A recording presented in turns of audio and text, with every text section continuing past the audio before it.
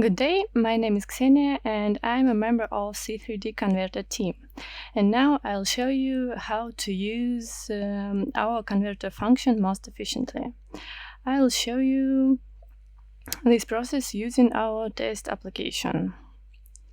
Converter functions allow you to write and read models of various formats, and there are some features here. Let's take a closer look at them. We will start with an easy one. Let's read the model of step format and add it to the viewer. I will do this by redefined command 0.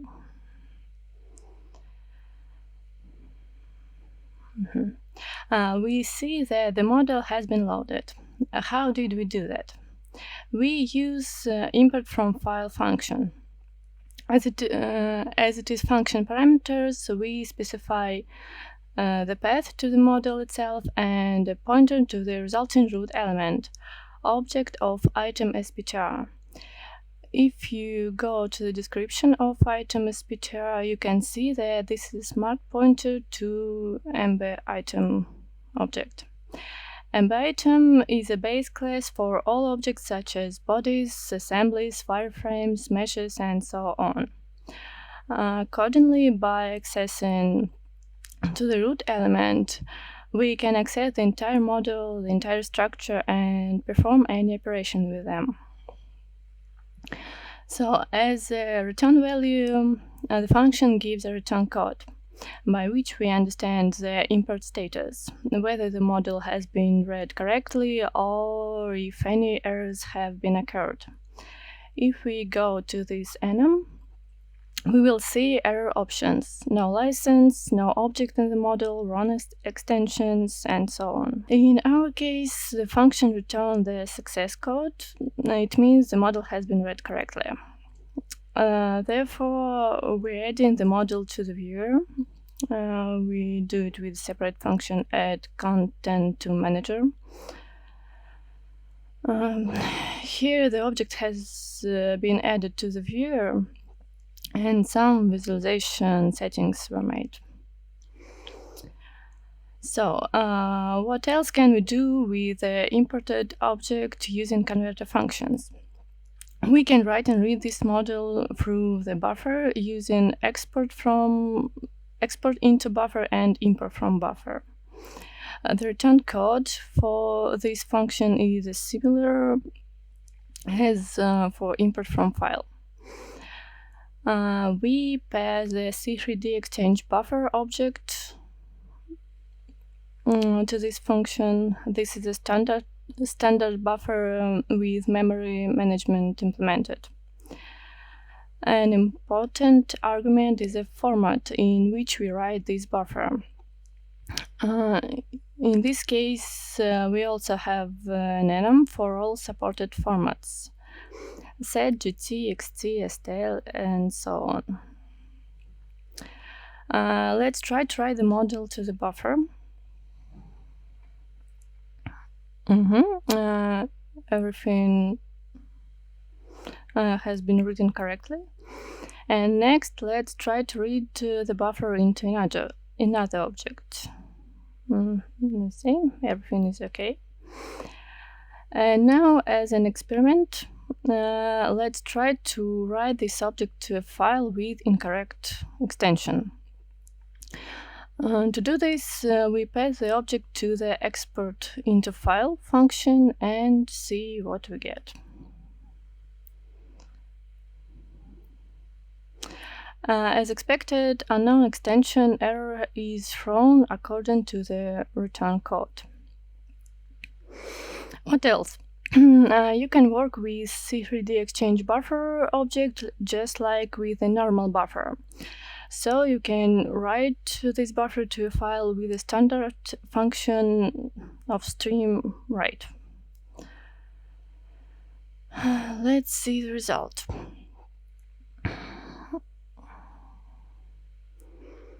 The file with the set extension has been created, and now let's try to read this routing file with our function import from file. And now we see an error. Why? Because the file has a set extension and the source buffer is in C3D format. Accordingly, if you change the buffer extension to C3D, then everything will be read correctly. Those were the main features. Next, I will talk about some extensions. So, import from file function can use not only item SPTR object I'll talk about in the previous function, but also C3D model document.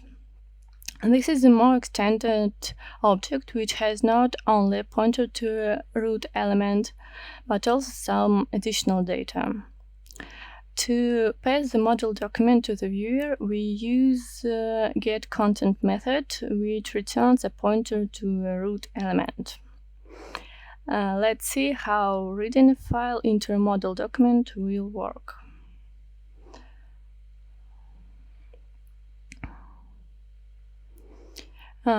We read the model as in previous function. But why do we need a model document?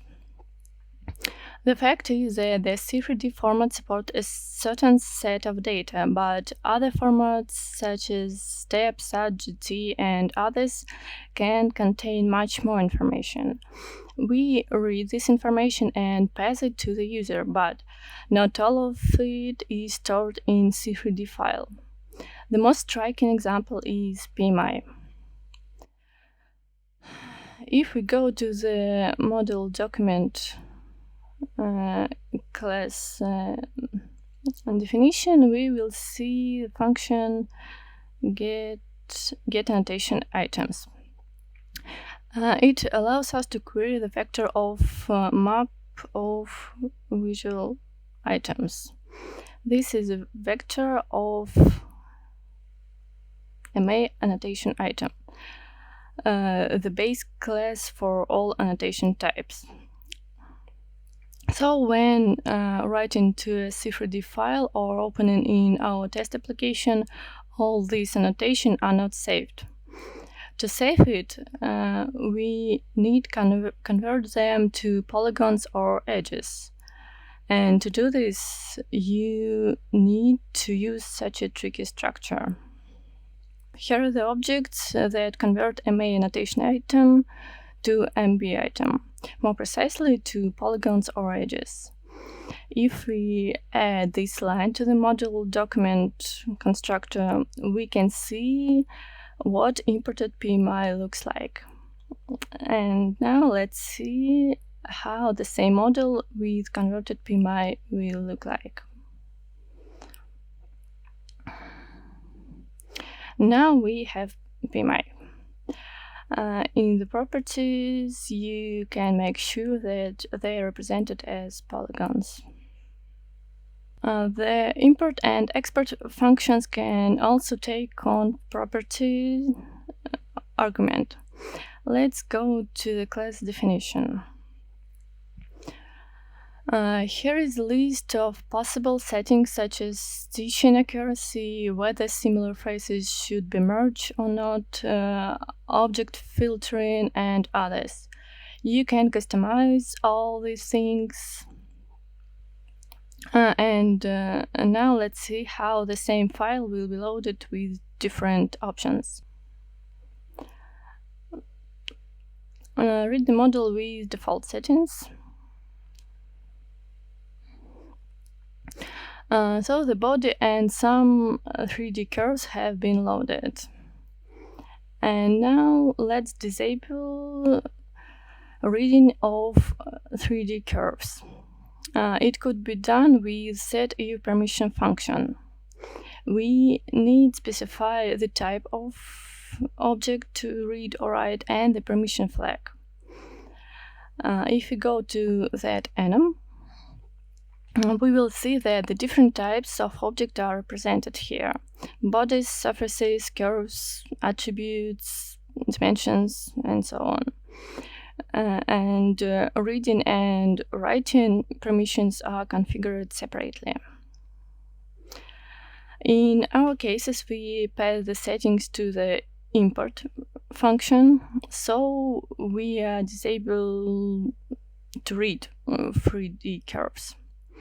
Let's see what the model will look like in this case. As you can see, only the body has been loaded. What else might this property be needed for? For example, GT models can contain both BREP and polygon representation. Often, both of them are stored in the file, but not always. For such cases, we also have settings reading and writing BREP or polygonal representation. By default, everything is set to true.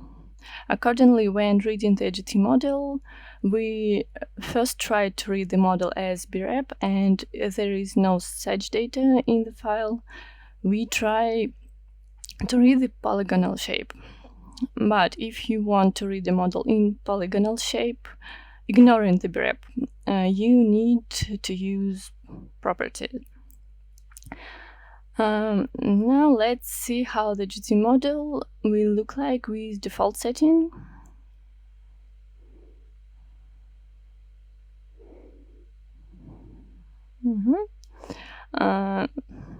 As we can see, the model has been loaded as BREP.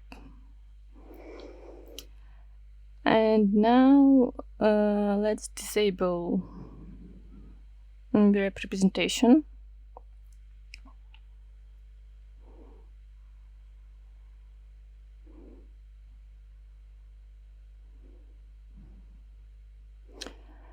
Now we see the same model represented as by polygons. Pay attention to a progress bar at the bottom of the viewer. This is also an object that can be passed to the import or export functions. You can also redefine the progress indicator function as you like. And finally, I want to tell you about such useful thing as duplicate of model document. What is it and why is it needed for? Sometimes when model are exporting, the errors occur and resulting model doesn't look like it should. In this case, you give us the original model so that we can reproduce and fix the problem. In most cases, it will be enough to give us the original model, for example, in C3D format. But as I said before, the C3D format does not support some data, for example, PMI. This makes it harder to reproduce the bug. And to simplify the process, we can write the duplicate of the model document before exporting model into a file. We do this if the option debug settings save model twin is set to true. And now, before writing the model to the specific format, we said the function saves a duplicate of the model document in the separate files. You may send these files to us and we can read it in a specific way, restore the context of the error, and unambiguously reproduce the export error. Let's see how it will look like.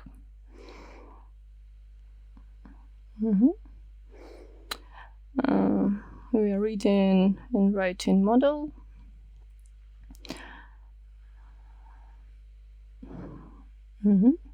As you can see, the set model has been written to the specified path, and there are two files next to it. The twin of the model document with a C3D extension, this is a duplicate, and the file with options.